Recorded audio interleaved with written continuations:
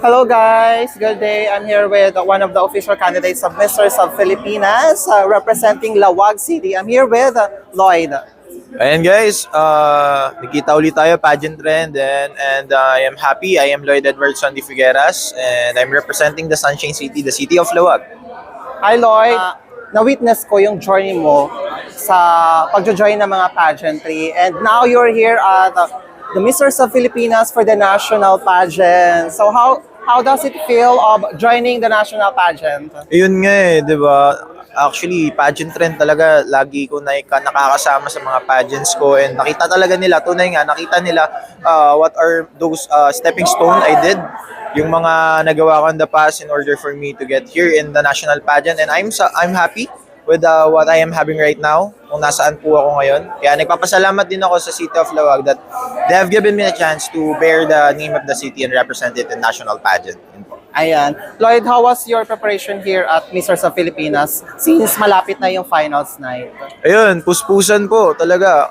Since malapit na yung finals night natin, is we're having a lot of preparations right now para talagang maganda po yung ipapakita natin sa finals in terms of my clothes and my body also, and also in terms of intelligence. Yan, nagko-QA sessions po tayo.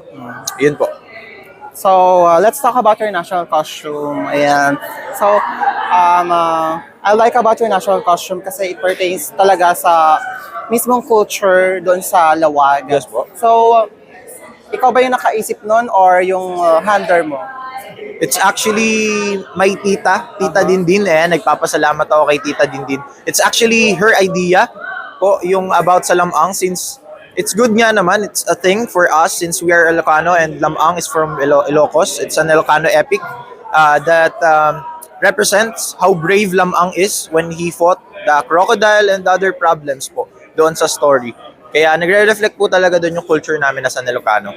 And ayun, ang galing-galing mo sumayaw doon ha, during the dance portion. Yun nga po. Ilang araw mo ba siyang pinaktis? Actually, ito nga guys the twist is, nahirapan kami at first pace kasi nga may backup dancers is actually part of the indigenous people. So talagang hinahatid sundo namin sila. They're from a community pa para lang makapag-practice kami. Ganun po yung ginagawa namin. And from the day na sinabi sa amin mag-practice kami until the day of the presentation, mismo doon sa likod mismo sa parking mismo, nagpa-practice po kami. Ganun po.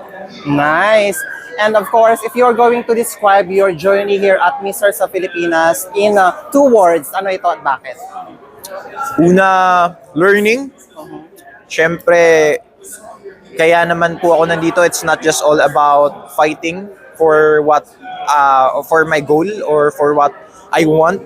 I'm actually here for development and new learnings for me, in order for me, syempre, na maging, sabi nga nila, better version of ourselves. And syempre, pangalawa, siguro, career, yan, madedescribe ko siya, or something that will delight na lang, siguro.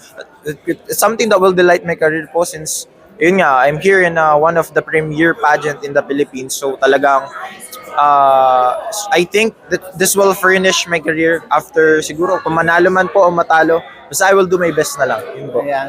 And also, you're one of the fans' favorite and also nasa mga hot picks ka. So, Yes how po. do you feel about that?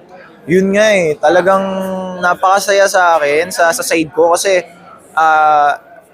nakakapasok ako doon sa perspective ng mga tao that they appreciate my full potential at kung ano po yung pinapakita namin together with the team of the City of Lawag.